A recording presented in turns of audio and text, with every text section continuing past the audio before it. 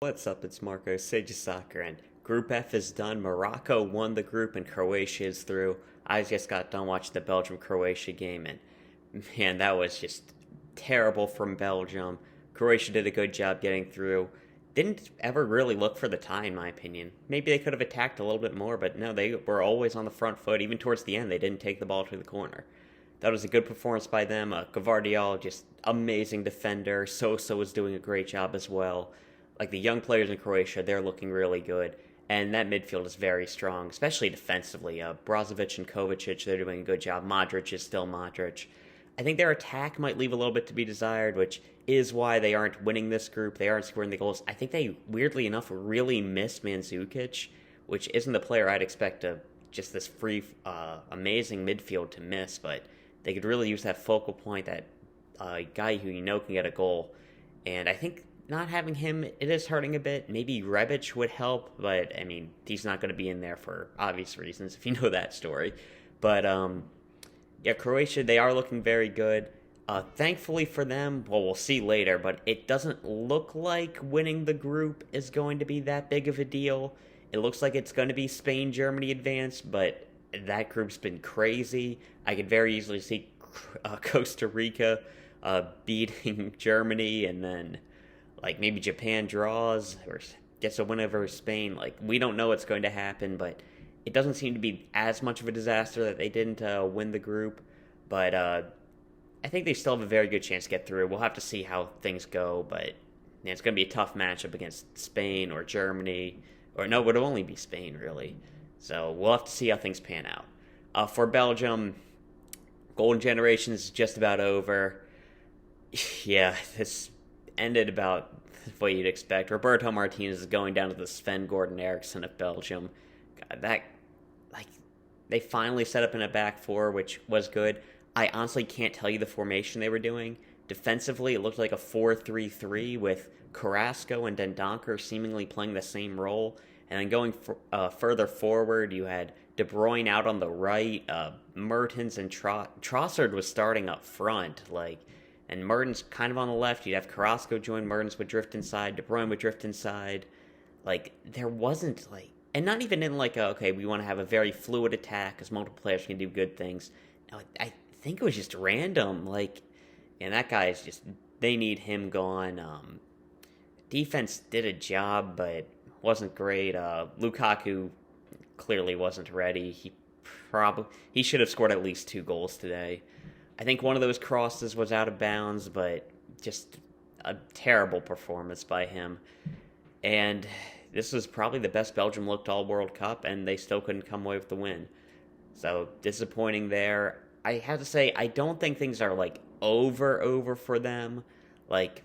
Obviously, Hazard's got to be gone. Vertonghen and Alderweireld, they're probably going. But if you look, Witsel as well. But if you look throughout the team, Courtois, he'll probably stay for another few years. Next World Cup, I'd expect Courtois to be there. I think De Bruyne still has enough in the tank.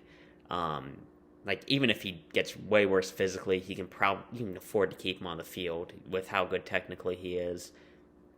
And then maybe Lukaku's not too old yet. He'd only be 33 by the next World Cup, I think. So I think there's a possibility that he stays ready. And Doku, he was looking like the best player on Belgium today, aside from De Bruyne, who had a great game, De Bruyne. But Doku came on, he was looking really good. You've got Charles stayed something. I just call him CDK because it's not used to his last name yet. And he's looked good in attack. The center backs are looking pretty good, promising. You've got Thies, you've got DeBast, they wanted to play there. There's some potential there. I think fullback's still their issue. You're going to have to hope Castagna keeps going, and I don't think they really have a good promising fullback. It really would have been nice for them if Jordan Lukaku would have panned out. But for Belgium, golden generation, it's done. I think De Bruyne, Courtois, maybe Lukaku will still be there next World Cup. And the young players coming up don't look that bad.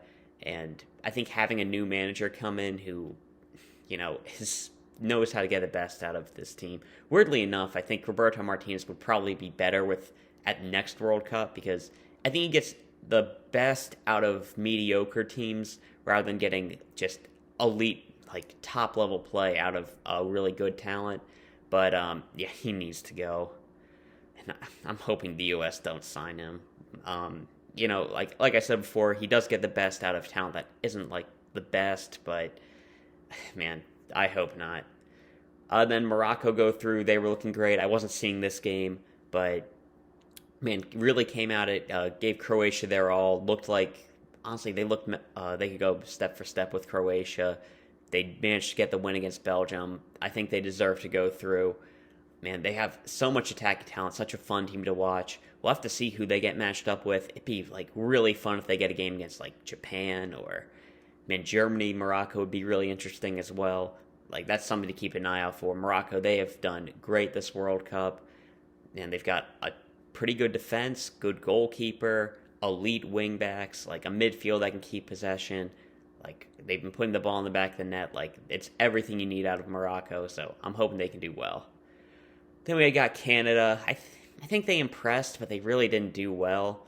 I think Jonathan David was probably their most disappointing player, and like you expect more from him. He's a really good striker. He probably could have earned a move to like a top club, and he definitely didn't this World Cup. Then their defense was as bad as expected. I think in my Group F preview, I called them a bottom 5 group of center backs at this World Cup, and yeah, I stand by that. Just a pretty bad group of players there, but I'd say things are relatively positive. There's a good amount of players in this team who are still under the age of 20 or 25 and under. You've got Eustáquio at center mid. He's only 25. Kone's only 20, so good center mid pairing for the future. Their defense wasn't great, but Kamal Miller's only 25, which is weird because I thought he was way older. Alistair Johnston's only 24, so maybe they can get better. Buchanan's only 23. Davies is only 22. David's only 22. Like, things are looking up, but like if they want to get to the next level, like Dane Sinclair, he's going to have to step up and really fill that role of Borjan. Like I think he can. He is a good keeper, but man, he does need to take a couple of steps forward. For center backs, they've got a good prospect in Justin Smith. He'll really need to pan out if they want to have a chance.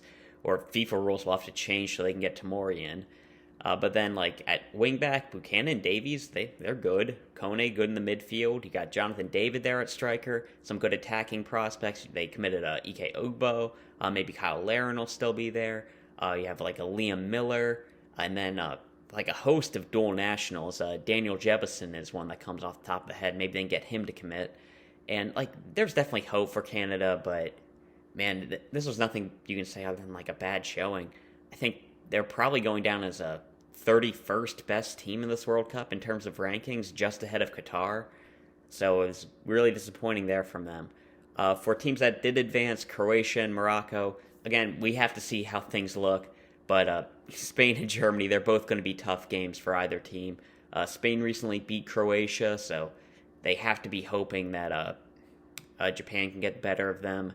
Even if it is Japan, that's going to be an interesting matchup. And what I think we can't really predict, I'm going to be doing a video covering the Group E matches coming up. So subscribe if you want to see that. Make sure you can come back to it. But yeah, that's all I've talked about. Really good game. Really good performance by Morocco. Croatia, man, just great there. Belgium, golden generation is done. And Canada, maybe things will get better soon. Good young team, but a lot of holes in that squad. And yeah, that's all I've talked about. Looking forward to the knockout round. Yeah, see you.